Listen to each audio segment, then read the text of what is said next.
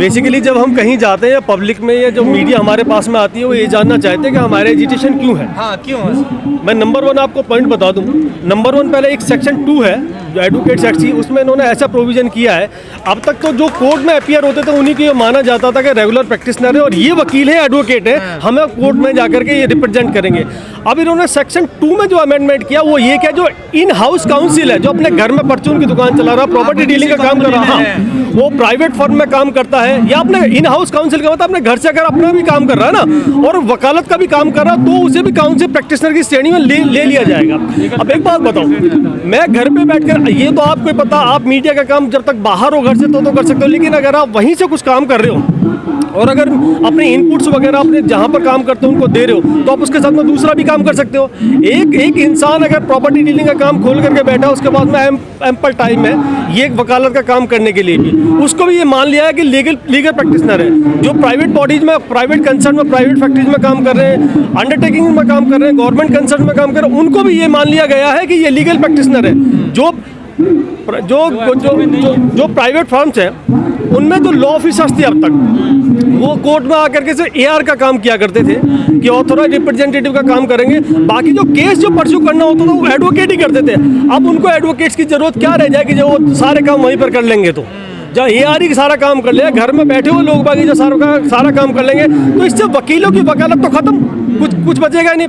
पहले तो legal aid ने और डीएलएसए ने और लोक अदालत ने इन्होंने नाश मार दिया सारा, क्योंकि और ऐसा नहीं है कि इससे हम परेशान हैं, इससे पब्लिक भी परेशान है। एक्चुअली कॉम्प्लिकेशन इतना ज़्यादा हो गया है कि पब्लिक भी परेशान है।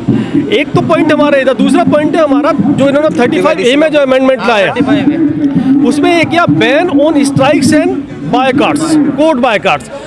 डॉक्टर्स स्ट्राइक कर सकते हैं, सबके सामने उदाहरण है ममता पर पश्चिम बंगाल के डॉक्टर्स ने स्ट्राइक की, उनकी ऑलमोस्ट सारी डिमांडें मांग ली गई। किसान आज तक धरने में बैठे, सुप्रीम कोर्ट इस बार दिल्ली में दिल्ली हाई कोर्ट पर दुनिया भर की पिटीशंस फाइल हुई कि सिंगू बॉर्डर से जो बॉर्डर से वहाँ से हटा दिया जाए।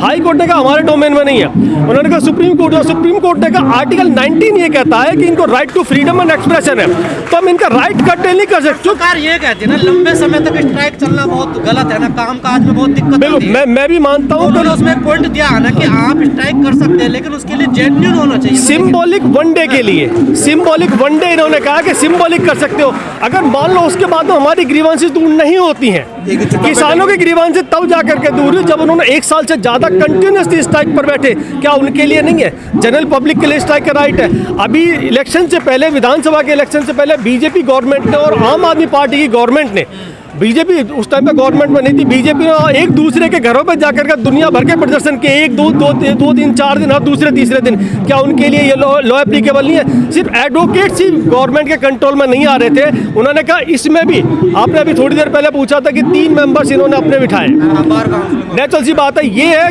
किसी की पावर्स को अपने आप में, अपने अधिकार क्षेत्र में कैसे लाए, अपने डोमेन में कैसे लाए, इसलिए 3 मेंबर्स उन्होंने अपने बिठा दिए। सर इस ड्राफ्ट में बार काउंसिल ऑफ इंडिया का क्या है, इसका रुख क्या है? वो तो कोई जवाब आ नहीं रहा। देखिए बार काउंसिल को इंडिया, बेसिकली जो हमारे बार काउंसिल इंडिया के चेयरमैन साहब थे ना, उन्हें बिहार से राज्यसभा से नॉमिनेट करा दिया और जो गवर्नमेंट का पार्ट बन गया, नेचुरल सी बात है वो गवर्नमेंट के अगेंस्ट में अगर जाएगा तो कभी भी जूते मार करके, लात मार करके उन्हें बाहर निकाल देंगे।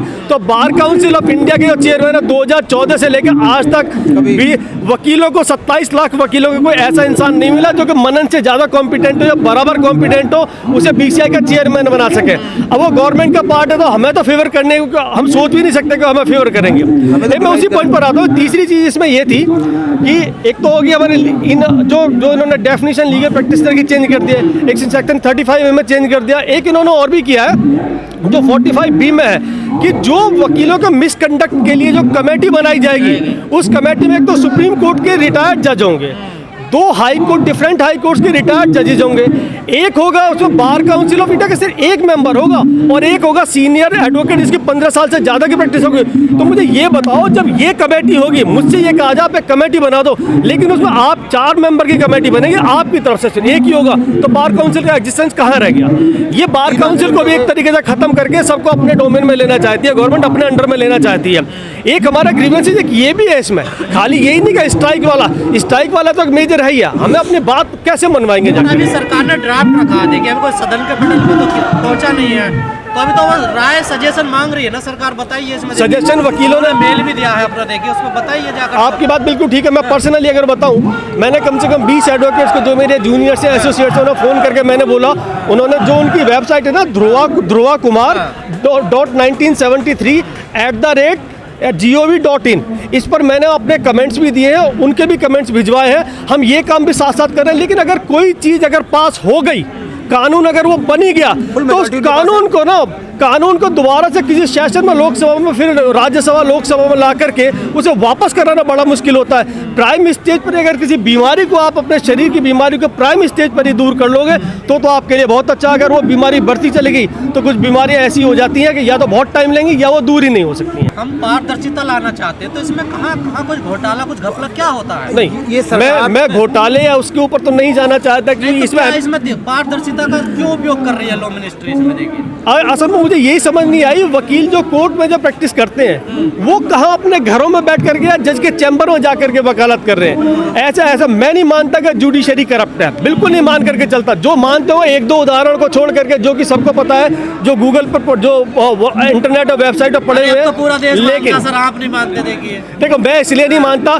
क्योंकि अगर जुडिशरी करप्ट हो जाएगी ना तो इंडिया में कुछ नहीं बचेगा। मैं ये कहूँगा सारे आदमी बेईमान है, हो ही नहीं सकता, अदरवाइज तो सृष्टि खत्म हो जाएगी। सीट तलाश रहे रिटायर होने के बाद लेकिन कितने लाइन में सभी लगे हुए हैं, कितने क्या सर? देखिए सरकार का बोलता है उसे रास्ता ऐसा नहीं है। हमारे चंद्रचूड़ साहब का भी पहले स्टेटमेंट आ चुका था, मैं जहां पर हूं उसी में ठीक हूं और मैं आगे भी रिटायरमेंट के बाद जहां पर रहूंगा। कितने बदल गए वो? लेकिन उन्होंने अभी तक ऐसा कोई ज्वाइन नहीं किया, उनकी तरफ से ऐसी कोई इंटेंशन नहीं आई कि वो गवर्नमेंट का पार्ट बनना चाहते हैं। लेकिन यहाँ तक बात है ना, कुछ तो इम्पार्शियल है। तो सपने में चीजें आती है तब तो फैसला सुनाते हैं, वो उनके सपने में आ जाती है कुछ चीज, वो फैसला सुना देते हैं। वो सपने में आकर के फैसले सुनाने वाली बात नहीं, वो चीज़ मैंने भी पढ़ी थी और मीडिया में मैंने भी देखी थी। उन्होंने ये कहा था कि मेरे सपने में यह आएगा, इसका सोल्यूशन निकल जाएगा। ये नहीं आया तो सोल्यूशन कैसे निकलेगा? अगर मैं सही हूँ और आपको भी पता होगा उन्होंने क्या बोला था। उन्होंने बोला था मैंने ये सपने में आया, मैंने ये पी कि ये जो प्रॉब्लम है सॉल्व हो जाए, और वो सॉल्व हो गई। सरकार बड़ी जिद्दी है, लेकिन और सर लड़ी जाएगी। उस टाइम पर रंजन गोगोई साहब जो थे वो चीफ जस्टिस थे इंडिया के, चंद्रचूड़ पार्ट थे, और ये नहीं कह सकते चंद्रचूड़ जी हेड थे वहाँ पर। हम बात करें, सरकार बहुत जिद्दी है, ये कैसे लड़ाई लड़ी जाए? क्योंकि 7 दिन से स्ट्राइक पूरे देश भर में चल रही है, सारा काम काज ठप पड़ा हुआ है। बिल्कुल ठीक बात। आप लोगों को भी दिक्कत आ रही है, ठीक है ना? तो अब कैसे लड़ाई लड़ी जाए? क्योंकि सरकार बड़ी जिद्दी है सर। ये देखिए कोरोना टाइम पीरियड में हमने इतने टाइम तक हमारे बहुत से जो वकील थे ना, उनके घरों में मतलब बहुत सारी प्रॉब्लम्स आई, मतलब हैंड टू माउथ वाली नौबत आ चुकी थी। सर्वाइव करने के लिए प्रॉब्लम थी, बार ने बहुत हेल्प की। हमारी बार इतनी स्ट्रांग है, मैं आपको फ्रैंकली बता रहा हूँ, हमारी बार के पास में किसी तरह की मीन्स की, सोर्सेज की कोई कमी नहीं है। और जो सीनियर लॉयर्स हैं इतने जारी करेगी वकीलों के लिए, अगर जरूरत पड़ेगी तो बार भी फंड जारी करेगी, और सीनियर एडवोकेट जो काउंसिल है वो भी जारी करेंगे। जब तक ये प्रपोज अमेंडमेंट्स वापस नहीं होगा राइटिंग में, तब तक ये एजिटेशन कंटिन्यू रहेगा। 28 फरवरी तक का समय दिया है। देखिए सर 28 फरवरी तक का ये कि अपने वहाँ पर जो कमेंट्स देने वो अपने कमेंट्स दे सकते हैं। कमेंट्स वकील कंटिन्यूसली दे रहे हैं, जो कुछ नहीं दे रहे हैं। मैं मीडिया, चूंकि देखो सबसे बड़ा सोर्स होता है मीडिया लगभग करोड़ों घरों में एक साथ पहुँचता है। मैं आप नहीं दिखा रहा था, मीडिया तो सरकार के अधीन है। एक्चुअली ये बात ठीक है कि मीडिया नहीं दिखा रहा। मैं आपको एक बात कहना चाहता हूँ, ये सरकार ऐसी है, ये सस्पेंस लास्ट तक पॉइंट रखती है। जैसा अभी आपने दिल्ली सरकार में देखा, लास्ट तक इन्होंने किसी के साथ गेम फील्डिंग किससे कराई और को दे दी। आज सबसे बड़ा अफसोस है, जो एडवोकेट हमारे से जीत के जाते हैं वो हमारी बात को वहाँ नहीं कह पाते कि उनको सत्ता के अधीन बना दिया जाता है। आजकल एक ईडी का दर्द है, ईडी हो गई, इन्फोर्समेंट है, सीबीआई है, जिसको अपने कर रहे हैं। ये सरकार ऐसी है, ये अमित शाह जो आपके देखा है 21 कंट्री स्टेट्स में अपने हिसाब से कैसे गेम खेलते हैं, इस वजह से नहीं। हमारा विरोध करना इसलिए जायज़ है, अगर हम विरोध नहीं करेंगे, बच्चा जब तक रोता नहीं, माँ भी उसे बच्चे को दूध नहीं पिलाती है। हमारा विरोध जायज़ है और ये सरकार को हमें जगाना है।